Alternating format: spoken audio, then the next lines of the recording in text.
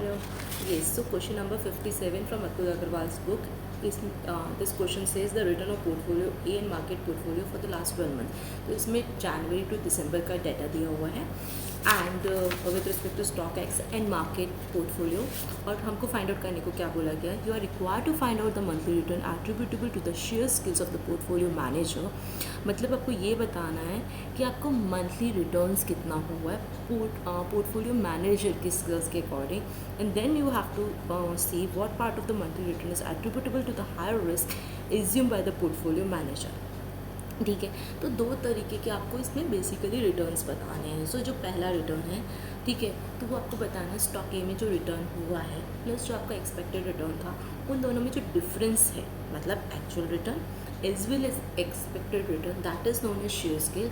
And what is the difference between return on market and your expected return is known as high risk return. Because high risk return क्यों बोलते हैं उसको, कि आपने market के return से कितना एक्स्ट्रा पैसा, मतलब कितना एक्स्ट्रा रिस्क लिया है to have that high expectation. ठीक है, तो हमको दो निकालना है.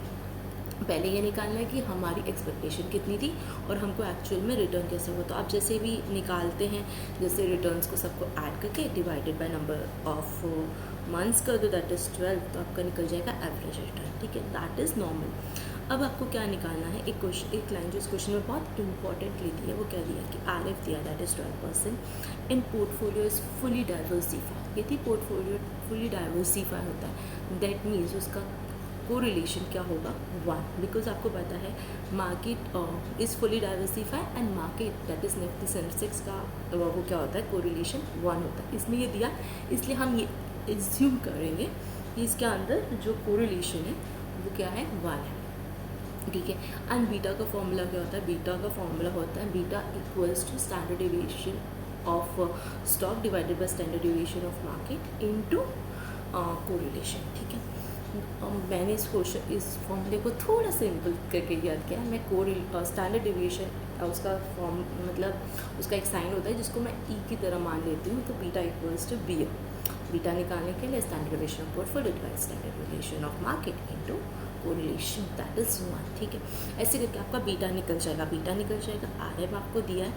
ठीक है, RF भी आपको दिया, RM आपने कैलकुलेट करिए, RF आपको दिया है. तो CAPM के फॉर्मूले की हेल्प से, that is required return equals to RF plus RM minus RF into beta की हेल्प से आप क्या निकाल दोगे, रिटर्न ऑफ पोर्टफोलियो. जब आपका रिटर्न ऑफ पोर्टफोलियो निकल जाएगा, सो expected return minus actual return, तो आपका क्या निकल जाएगा, शेयर स्किल्स की वजह से आपको कितना हेल्प हुआ, दैट इज़ पोर्टफोलियो मैनेजर की जो स्किल्स थी उसकी वजह से आपको कितना एक्सपेक्टेड रिटर्न हुआ. एंड थर्ड पार्ट जो है उसका ये है कि what part of monthly return is attributable to higher risk. तो मैंने हायर रिस्क का कितना एक्सपेक्टेड रिटर्न जो आपने निकाला है माइनस रिटर्न ऑफ मार्केट, तो दोनों के बीच में जो भी डिफरेंस आएगा that would be your return due to high selectivity. I hope I am clear with this question.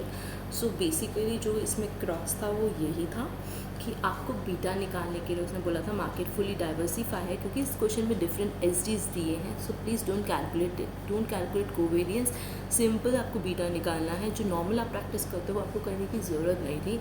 It was just like you have to assume it to be 1, that is correlation, or beta equals to standard deviation of portfolio divided by standard deviation of market into 1. तो क्या आप अपना question बहुत easily solve कर सकते थे. Okay, thank you.